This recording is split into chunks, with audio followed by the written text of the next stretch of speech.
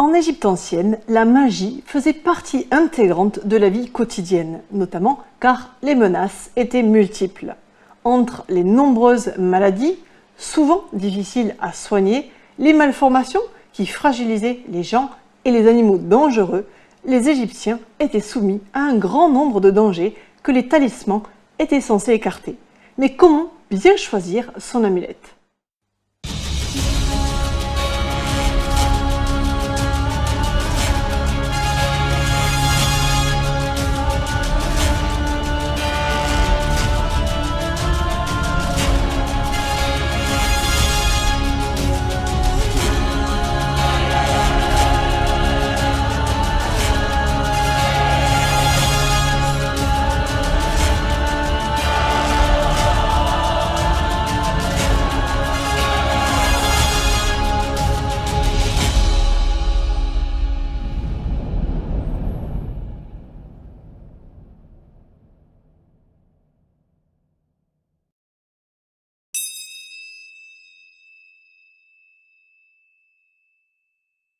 En égyptien, le terme Sa signifie protection au sens large, c'est-à-dire qu'il désigne à la fois la protection spirituelle par le biais des incantations et des prières et la protection matérielle sous forme de rituels et d'amulettes.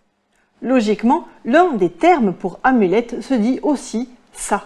Le terme renvoie à un réceptacle d'un pouvoir magique qui peut aussi bien être un talisman que l'on porte sur soi qu'un objet manipulé par le Saou, le magicien, ou d'un objet chargé de magie faisant par exemple partie du mobilier comme les chevets ou appuie-têtes destinés à protéger les dormeurs des éventuelles attaques des démons et des revenants.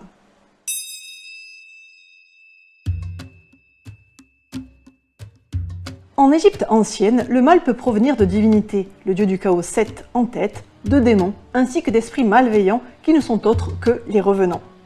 Les anciens croyaient en effet que les esprits des défunts avaient la capacité d'interagir dans le monde des vivants. Certains le faisaient avec bienveillance, d'autres avec une volonté de nuisance qui se doublait de pouvoirs redoutables nécessitant le recours du Saou, le magicien, ou du Sounou, le médecin magicien. Les très nombreux rituels et les innombrables incantations magiques consignées dans les papyrus magiques et médico-magiques montrent à quel point ces esprits surnaturels étaient puissants. Les formules et rituels sont en effet destinés non pas à les détruire, mais simplement à les éloigner ou à les repousser. Les amulettes égyptiennes, au sens où nous l'entendons aujourd'hui, pas au sens antique du terme, se portaient aussi bien aux oreilles que dans les cheveux, autour du cou, aux bras, aux poignets, aux doigts, à la ceinture et aux chevilles.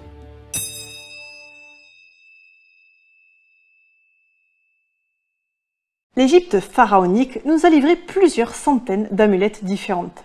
Elles figurent beaucoup les dieux sous leur forme humaine, animale et mixte, ainsi que des emblèmes magiques puissants comme le pilier Djed, le scarabée ou encore le Yuja, dont nous reparlerons, mais également des animaux, des êtres humains, des parties du corps humain, des végétaux, des symboles royaux, des symboles divins, des outils et encore bien d'autres choses.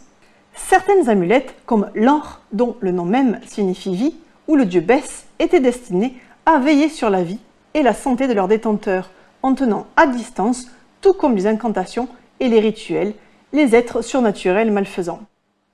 D'autres talismans étaient censés guérir leurs porteurs d'une maladie ou soigner une partie spécifique de leur corps.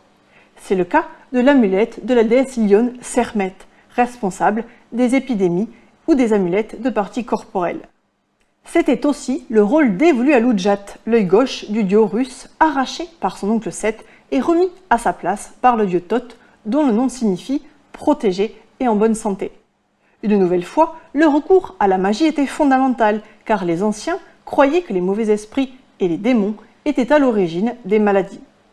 D'autres encore avaient pour mission de protéger leurs porteurs de certains animaux dangereux, comme les amulettes de Serket, la déesse Scorpion, ou celles qui représentent un crocodile ou une mouche. Cela peut paraître étrange, mais la mouche était considérée comme porteuse de toutes sortes de maladies et de morts, ce qui n'est pas complètement faux, étant donné le nombre d'infections qu'elle déclenchait en se posant par exemple sur des plaies ou au coin des yeux des enfants qu'elle rendait parfois aveugles. D'autres amulettes visaient aussi à transmettre ou plutôt à transférer des qualités ou des propriétés d'un être divin, d'un animal, d'un minéral ou d'un objet à son porteur. Par exemple, l'amulette de l'équerre de l'architecte visait à conférer la stabilité à l'image des édifices construits, par exemple pour aider à la guérison d'un membre fracturé ou pour favoriser la solidité de la momie, puisque les défunts appelés à renaître dans l'au-delà pouvaient eux aussi bénéficier de talismans.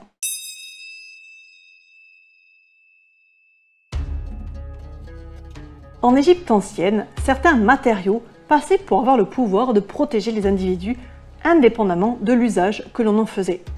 Leur puissance résidait dans leur matière ainsi que dans leur couleur, comme nous le verrons dans la dernière partie. Le livre des morts préconise de réciter certaines formules magiques sur des amulettes réalisées dans des matériaux bien spécifiques, afin d'amplifier leur pouvoir. Le pilier Djed, qui évoquait la colonne vertébrale du dieu des morts Osiris, et le vautour devaient être de préférence en or, et le nœud d'Isis, capable d'empêcher des fausses couches, devait être de préférence en jaspe rouge.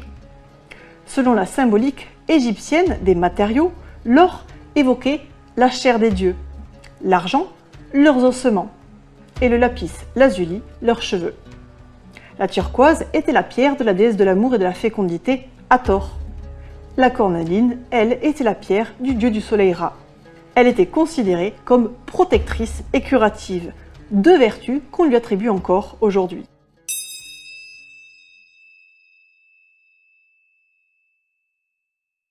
La puissance des amulettes résidait dans leur aspect, leurs matériaux et aussi dans leurs couleurs.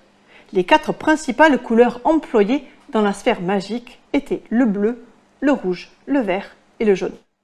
Le bleu domine l'éventail important des amulettes égyptiennes. Couleur du Nil, source de vie, du ciel et de la chevelure des dieux, le bleu était associé à la vie et à la renaissance. Le rouge évoquait lui aussi la vitalité de l'existence. Associé au soleil couchant, il était également une couleur solaire puissante. Le vert exprimait l'idée de vigueur, de fertilité et de régénération, et colorait très souvent l'incarnation du dieu Osiris et du dieu Ptah. La couleur jaune, elle, était aussi très puissante, rappelant l'éclat de l'astre solaire sans lequel les hommes ne pourraient vivre, et la couleur de peau des dieux, elle était associée à l'éternité et à la vie. Certains matériaux, comme l'or, la turquoise, le lapis lazuli ou le feldspath vert, coûtaient cher, voire extrêmement cher. Les anciens les ont donc judicieusement remplacés par des substituts en faïence ou en céramique peinte. En ce cas, la couleur prenait alors le pas sur le matériau et reflétait le pouvoir de la matière qu'elle imitait. Maintenant, vous saurez qu'une amulette égyptienne est tout autant importante par sa forme que par sa matière et sa couleur, et surtout qu'elle n'est pas seulement un talisman. Bien plus largement, elle désigne un élément possédant une magie propre, un pendentif, une perle, une dent animale, un coquillage, une plante, un accessoire, une statuette, un appuie-tête, en somme un objet qui faisait écho aux objets religieux contemporains, eux aussi considérés comme puissants et protecteurs.